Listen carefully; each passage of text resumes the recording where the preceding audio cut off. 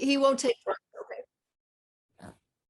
Hi, this is Janet Gallen welcoming you to Love Letters Live. And today we've got some guests who are so special. And I'm going to introduce Tracy and Oops first. And Oops and Dr. Feldman, my little pooch, have been friends for a while. And I thought it would just be fun to talk to Tracy. Oh, no, he's not a lap dog. He doesn't want to stay on my lap. Okay. All right. But at least, okay, if, by the way, I think if Oops barks, he'll come right back. Okay. The conversation. But I thought it would be just really fun to talk about our dogs and what we have learned. And that occurred to me when Tracy came to visit, Tracy and Oops came to visit one day, and I saw some amazing things. So can I just go to you and tell us a little bit about Oops, like how old is she? And Well, Oops is 10 3/4. She'll be 11 years old in January. so not so different from, okay. Oh, I think they might be around the same age. Huh? They're not young, but they look young. They really do, yes. Like you and me. Right. Exactly. Go. Okay. And we got Oops when she was 4 years old. I remember She'd that. actually been a beauty pageant queen. But Oh, who's surprised? but she did not like that life. It was not good for her. Tell me about that. How did anybody know she did not like that life? Well, I think we sort of figured it out when we first met her. She was very nervous. She's still a little nervous, but I think I want to talk about that too in a minute. Yes. She just seemed to want a stable environment, Uh-huh. not being in the back of a car in a crate, driving from thing to thing to thing. Oh, Yeah. Huh. I can understand that. I Well, don't you know, blame her. can we talk for a minute about her being a little nervous? Because Yeah. that was part of something that I noticed when you came over. It was the first time Oops had been at my house. And of course, everything is, outside now. And Feldman, Dr. Feldman, is absolutely fearless. He'll just go wag his tail up to the snarling Rottweiler and stand there until that dog calms down. And you were kind of holding Oops, you were hunkered down and you were holding, and Oops was nervous and she was just trembling. New place, some other dog looking at her, who knew? And Dr. Feldman went up to her and just put his little face on her little face. And first thing you knew, they were just blah, blah, blah, each other. Yeah. And They get on well. yes, but she got very comfortable. Yes. And had a whale of a time. And I have a question to ask you. I have noticed that every dog who comes into my house, the first thing that they do when they're comfortable is they go in the living room and they poop on the floor. I think she did that, didn't she? They all do it. Yes. Oh, and she did that. And she also discovered Feldman's dog bowl. Well, that's okay. So that's what I want to talk about. Her exception. Hi, sweetheart. Her exceptional Here's her name. Dignity. She's such a dignified lady. And that's right. And she discovered his basket with all his things in it. And she pulled out a little toy, a little, cloth donut with little sparkles. And she was in love with it. And she trotted off with it. And finally, when it came time for you to go home, you took it out of her mouth and she clearly loved it. And I said, well, let her just keep it. And you said, well, no, she has to understand that, you took it and you put it back in the basket with all the toys. And as soon as you walked away, she went over there and she kind of went back to the basket and took it out very stealthily. And then stood up to her full height and with such dignity, like she had had a really successful day shopping, marched to the front door and right out the door with it. She did. You did that. She did that. Yeah. And anyway, you did take it back. But one of the amazing things about Whoops and how smart you are, little angel, I decided that I would just buy another one exactly like it and mail it to her from Dr. Feldman. So I did. And you got the package. And it was, I did it in a hot pink bubble wrap. And I don't know how she knew it was for her. But while Steve was opening it, she just went up there and she was wagging her little tail and she was waiting for him to open it. and I had put it in one of those little silk organza gift bags. Yep. Which I kind of, and anyway, she was so excited, and Steve handed it to her, and I'm standing back there saying to myself, the video you sent me, I'm talking to the screen, and I'm saying, no, open it, it's in a bag. And you didn't. And she took it over to her little bed and managed to untie it and get the thing out of the bag. Yep. It was incredible. Talk about the ways that she's the smartest. Like, how does she let you know when she needs something? I don't know. We have a communication, which I think is probably true of most people with their pets. You know, it's like you discover your own language with one another, and they have a way of letting you know what they want when they want it. So how does she know? How does she let you know when she's hungry, for example? Oh, she'll bark. Uh-huh. Like, you know, we're usually pretty good about like getting her dinner ready at dinner hour. Yeah. If it's running a little bit late, she'll go, woof. Yep. Uh-huh. Oh, look, she knows you're talking. Just a one bark. Like, hello, I'm here. It's dinner time. So, and I swear to God, I think she understands. I'll talk to her, and I feel that she understands me. Do you feel that way with Dr. Feldman? Yes, and I also feel that he understands me, and he absolutely disregards a lot of what I say. For example, does she do that? Well, you know, dachshunds are, you know, I think all animals also have their own unique personalities. Like I think she's just really fun. I mean, dachshunds to me seem like they're really funny. They're very headstrong. Uh-huh. She's super, super stubborn and headstrong. Oh, also, yes. Much more so than our Maggie May. Really? Yeah. Maggie even within the species, yeah. Maggie May was really very easygoing. This one, she's less so, and she's just, you know, she's just got a strong little, you know, if we want her to do something, she'll only do it if she wants to do it. She won't do it otherwise. Yeah. Well, you know, I remember Samantha, your mama's dog, when your mother would go away for a couple of days and have to board her and then come back, that dog would just not talk to her. She just walked by. She just shunned her. Yes. For a couple of days. Isn't that something? Yeah. Yes. That's why we don't board her. We bring someone into the house. Yes. Yeah. But still, she doesn't take it out on you. No, that you not left yet. her. She hasn't. But I think so. Right now, she knows that her Poppy has gotten something from the kitchen, which is why she keeps looking this way. I noticed that. Yes. Well, yes, stubborn. So I mean, I call Dr. Feldman seductive, but the truth is he's so manipulative. Not very often. Mostly it has to do with when he wants to go on a walk in a certain direction. Yes. You know, but yes, also, what have you learned? You sent me an article once about written by a woman that all that she had learned from her dog. So if you were going to say what you've learned from, do you have specific things? I think, well, I was just actually looking over the letter that I wrote to my little Maggie May, who we had for 17 and a half years. Oh, I know. Her last May, as you know. Yeah. 2020. That terrible 2020.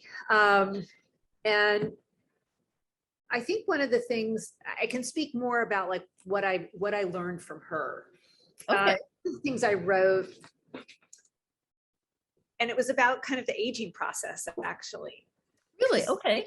She lived to be 17 and a half years old, and we had her since she was 8 weeks. So we really got to see her go from a puppy to a really, really old lady.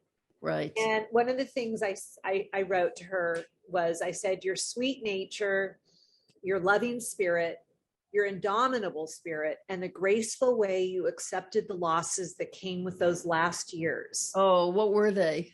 Well, she lost her sight, and she also lost her hearing. Really? I never knew that. And but she never lost her spirit, you know, even with all of that. Nor did she lose her love of food. So, or her sense of smell. I was going to say, yes, they have that extra, right. I mean, I have no idea how they smell an avocado. I was wondering, an avocado doesn't even smell. Well, I was wondering if dogs can smell water. Water. Huh. Because this one like always knows right where to go to find a bowl of fresh water, even if I put it in a different place. They probably can, because of supposedly their sense of smell is just right. Way, way, way, way better. Right. Yes.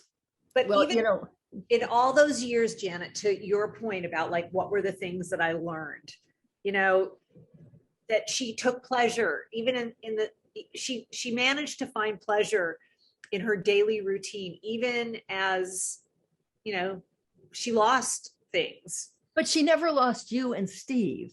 No. She had a stability. And she loved Oops, and Oops loved her. Talk about that. Oh, it was just very, very sweet. I think Oops came in, and Maggie was 12 when we picked Oops up. Oops was 4, Maggie was 12. Wow. That's quite an age difference. Really? And Maggie just had a very sweet disposition. I mean, and very easygoing. And Oops, of course, Oops was like the bossy little sister. It jumped all over her. And if Maggie was in a bed all cuddled up, Oops would never think twice about jumping on top of her and snuggling in. Who cares if she bugged Maggie May? And Maggie May put up with that. Totally put up with it. How lovely. Well, now we're just about to bring a new puppy into Oops's life. Yes. It'll be almost a year and a half. And she is going to be like 13, 14 weeks. Oh, you mean it's been a year and a half since Maggie May passed? Yeah, it's been a year and a half since Maggie May passed. So we're bringing this puppy in. And I don't know if Oops is going to be as, accepting of this new child. Let's talk about that later, because I wanted to invite you back once you get Una into your house. Yes. So we can meet Una. One of the things that I learned, I've never had a dog before. You grew up with them. I mean, I grew up with them too. We had boxers and a German Shepherd and big dogs. And for me to say that I had a dog would be really cheating, because I never did anything. I didn't have to feed it. And I noticed in retrospect, it never went pee pee or poop. Any of those dogs, nothing. So, we can't really say I had a dog. Yeah. But someone in my family took care of my dog. And so, I had certain preconceived notions. One of them was I thought all dogs like to play fetch. Mm-hmm. And I also had heard that you don't want your dog to be bored with you. Like, they get bored. You don't want that. Yeah. And so I went out and I bought some fetch toys. And the first thing I did was, I wiggled it in front of his and I said, look, sweetheart, here. And I threw it and I said, go fetch. And he looked at the thing and he looked back at me like I was insane. Didn't go fetch. So then I put a piece of chicken, I ground it into the, weave of the little fetch to nothing. And, I could throw a T-bone steak and say, go fetch, and he would not have anything to do with it. So, okay, not all dogs fetch. Right. When Juliana comes over with Fuzzles, her little dog, tiny little thing. Oh, we were over at their house, and Juliana picked up a fetch toy and threw it for this little tiny white fluffy. And that dog just took off, just galloped across the room, and grabbed the fetch toy and brought it back to Juliana. And I thought, oh, that's adorable. This one is just staring. The second time Juliana threw it, this one took off. I've never seen anything move so fast. Beat her to it, grabbed it, and brought it back. Again and again and again. However we threw it, this one just got there first. And finally, I said, we threw it in such a way that Fuzzles would have to get it. So we threw it kind of close, and Fuzzles got there first. We were all thrilled. This one took off after Fuzzles tipped her over rather gently and ripped it out of her mouth. I think maybe Dr. Feldman wants a brother or sister. Well, what I learned was fetching's no fun for this one, but competition is, and winning is really fun. So the next day at home, I thought I would try it again. And I did a little fetch. So it looked at me like I was insane. It had nothing. It's the competition. Yeah. Yeah. And the play. Well, I'm willing to play. But anyway, you're not a four-legged. That's right. So I really learned something about that. Yeah. Yes. So can we talk about love letters to dogs? Yes. Or to our pets? Well, I was kind of thinking too, before we get into that, just as you and I are having this conversation, just how enriching having an animal, having a pet. I mean, yes. For us, it's dogs. Some people have it with cats. Some people have it with birds. Some people have it with rabbits. Horses, anything. Yeah, sure. But just that animal love. Yes. Is so powerful. And it's just, like I can't even imagine my life without. You've never had a life without, right? Well, I mean, now as an adult, right. Having my own dogs. Right. Like the idea of coming home to a quiet house with no little, yes. That would be really, anyway, so you were saying about I think that's true. And by the way, yes, that the benefits, like, so what he wants most of all is to be outside running up and down the streets. Yeah, he's a walker. Oh, he loves it. And I thought, 12 years, I mean, I've only had him for about 6 months. And I don't care for walking. I'm not a great walker. I could dance for hours. Walking is not my thing. Well, now I have to take this little creature out maybe 3-4 times a day because he runs upstairs and circles around me and then runs to the front door, claws on it. So I have to take him out, and I know it's good for me. Yeah. Because without him, I'd be, especially during this pandemic, I'd be sitting in front of the TV eating chocolate kisses all day. Yeah. So he's been been healthy for you. Yeah, it's like living with a personal trainer. Well, this one, Oops, who I don't know if she's falling asleep. See, I told you I'm boring to them, but go ahead. She's not a walker. She's a terrible walker. You mentioned that. But when we were over at your house and we went walking with you guys, yes, she got with the program. She sure did. She was very excited, but she was following Feldman around. I think they do have that pack behavior, don't they? Yeah. Because he doesn't bark, but if he's around other dogs who are barking, he'll bark. Yeah. Yeah. Well, just like he played with Fuzzles. Yeah. Yeah. Right. So talk about love letters to, I'm a big fan of love letters to our pets. Yeah. And I know that you did write one to Maggie May. I did. I wrote a very long one. I'm not going to read it all, but it was such a, it was after she passed away. Right. And I don't know, here's my love letter. Oh my goodness. How beautiful. Okay. That is long. And I think for me, it was just kind of part of the healing. Yes. But there's another thing. When you write to pets or people who have gone from this earth, yeah, I have found, and everyone I talk to, that when you're writing these letters, you end up, you're sad and just bereft. You end up smiling and your breathing gets easier and you're bringing these people or pets right back into your presence. Yeah. It's not like they're gone. Yeah. Yeah. There's something too about, I think, putting words to paper for me. And I think for you too, because you're a beautiful writer. And you've always been like that. Yes. Yeah, it was very cathartic. And I've actually read it many times since I initially wrote it. So I'm not exactly sure, all the reasons why it's remained so powerful, but it always will. And it's also part of your personal history. Yeah. Yeah. And we still keep Maggie's ashes in our family room. So, she's always front and center. Right. We have Oh, not. always will. But I wrote a letter to Sissel's and Dahlia's and Andres's first dog, a little Shih Tzu named Figgy, an elderly rescue. Oh, we met Figgy. That's right. That's right. Yeah. And so I just wrote this like welcome to the family letter. And the next thing I get is a photograph that Dahlia's taken of Sissel holding Figgy in her lap and reading her the letter. Oh, And that little dog is just looking up, calm and paying attention, because animals know when they're being spoken to lovingly. mhm. Right? Oh, yeah. You wrote Maggie May a letter too. I did. Yeah. Yeah. Yeah. Yeah. It feels good to do it. What? It feels good to do it. Yeah.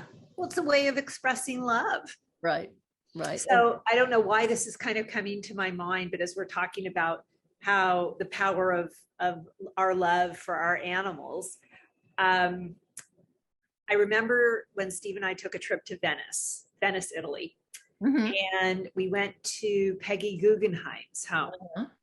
And I don't know if so she's it's been turned into a museum. She's buried there, Right. often in a really kind of serene, quiet corner of the property. And next to her is a big stone, what do you call those, Janet? With Like a headstone. like a headstone. And it has all the names, and it says, "My beloved babies." Oh And dear. it's the names of all of her dogs and the year they were born and the year that they died. And she must have had 10 dogs in her lifetime. And all of them are on this headstone and buried with her. And I've never forgotten that. Yeah. Yeah. It's huge what animals do for us. Yeah. Just enormous. What would you say? Yeah.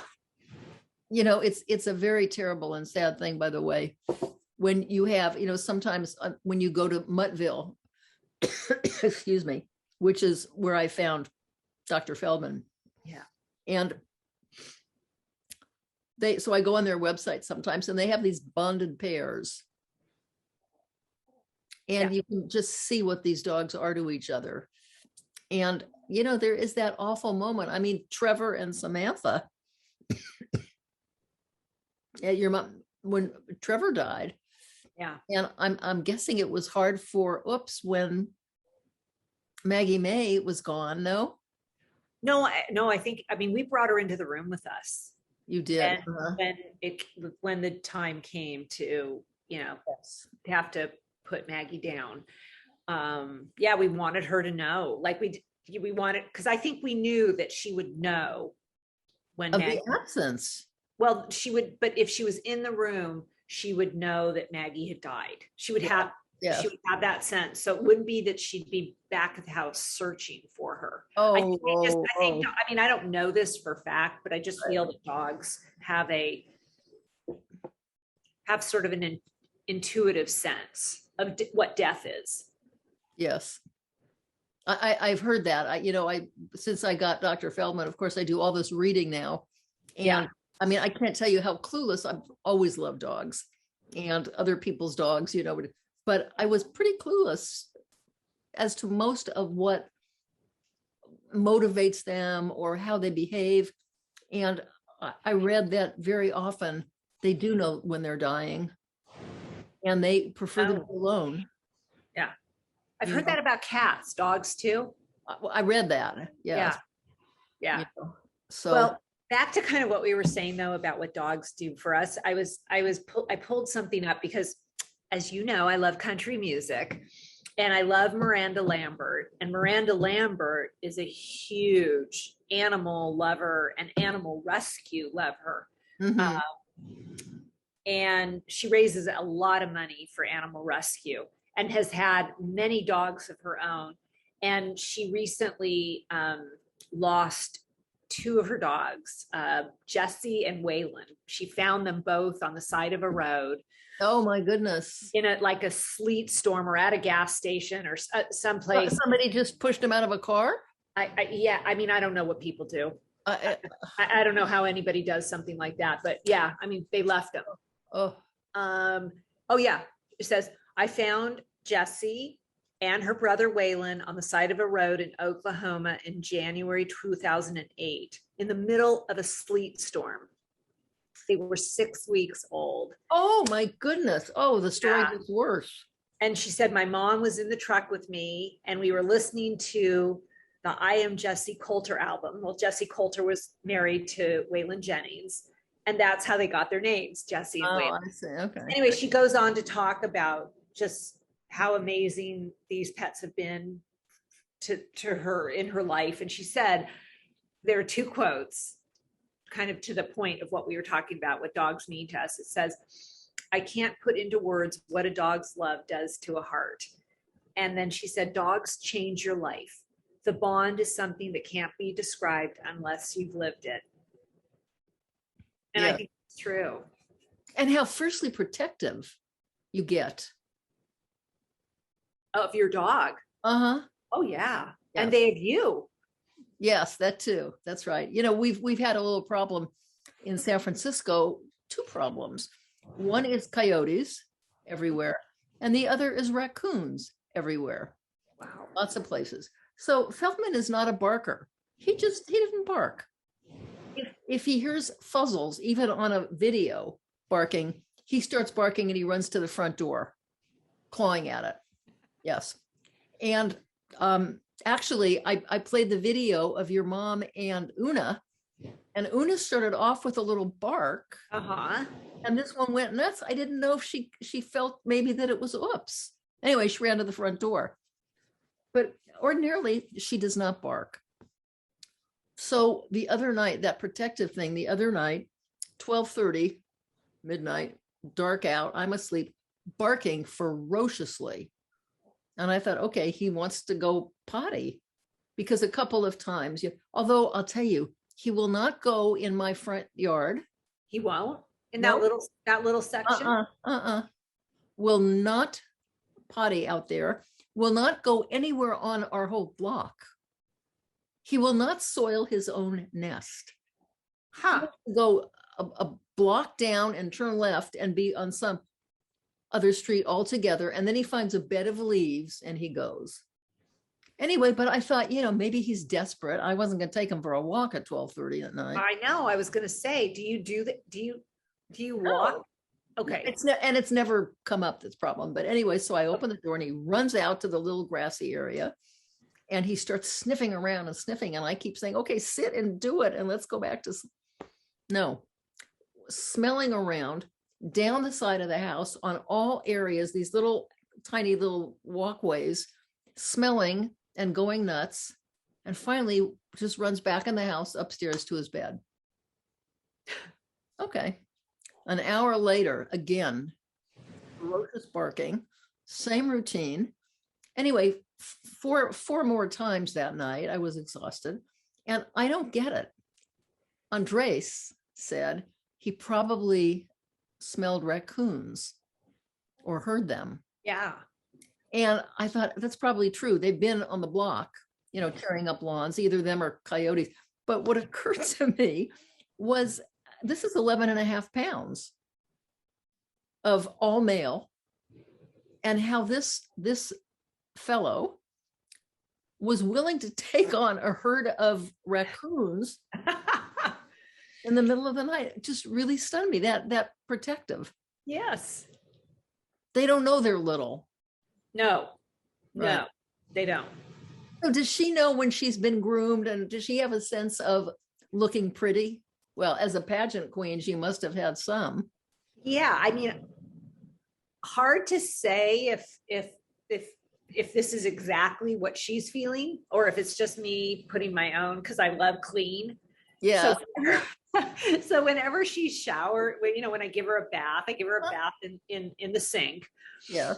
And then I clean her ears and I clean her eyes, and I feel like she's happy. And then I put fresh, clean blankets out. So I feel like she feels. Well, animals do groom. Animals have a sense of vanity. Yes. So yes, I would say she likes being clean. Yes, I think, and this one loves it when sometimes when it's very cold, I mean, really bitter cold out there, like, high winds and, well, for California, bitter cold. I mean, I'm not speaking for St. Petersburg. Right. Yes. We're wimps in California, but Right. yeah. And I'll put a sweater on him and Yeah. he just puffs up with pride. He knows when he looks good. Well, you have been a good customer for Amazon since Dr. Feldman came into your life. I know. Well, because God bless them, clothing, leashes, dog food, fetch toys. I'm embarrassed to tell you how many I have bought, and they're all useless. Yeah. I've mentioned. But I think we should make a plug for small independent go ahead. pet stores too. Yes. I mean, not just Amazon, also Petco and Chewy. Well, Chewy and Stella. What? Oh, Chewy and Stella is a dog food that he just loves. Oh yeah, no. I mean, Chewy is yes. a website. You can also buy online at Petco, and then there's just like the smaller independent. Do they do well where you are?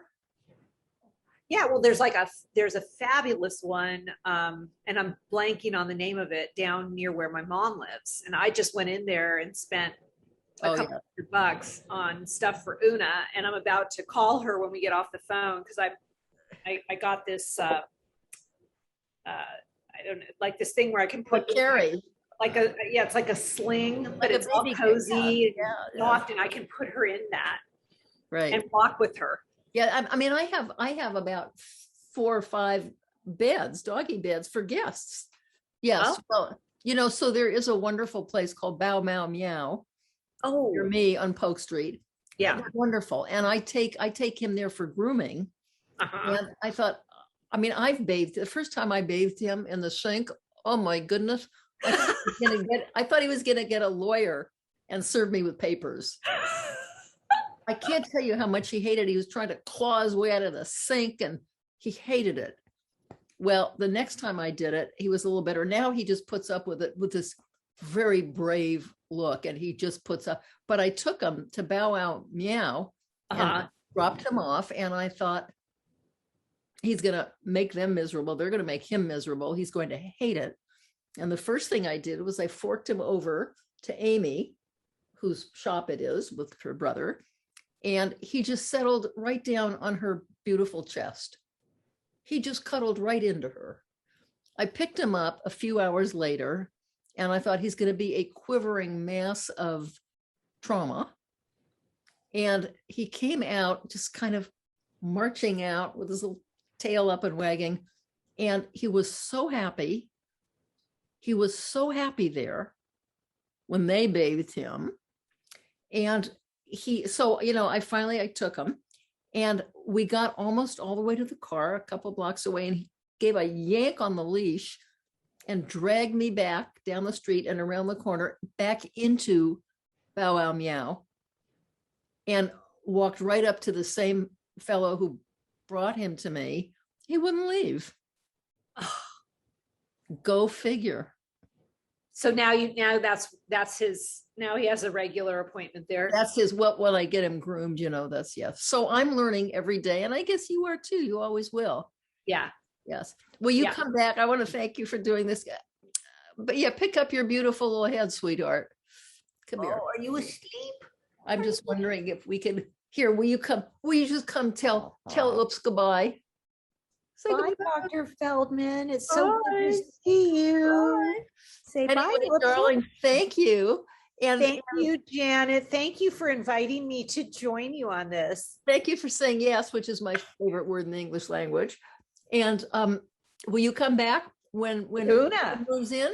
Yes, of course. Okay. And I hope you'll come visit for a playtime too. Yes. Thank you, sweetheart. Okay. Bye, darling. Bye. So just until next time, this is Janet Gallen saying goodbye from Love Letters Live. And we'll see Tracy again. Bye, sweetheart. Bye.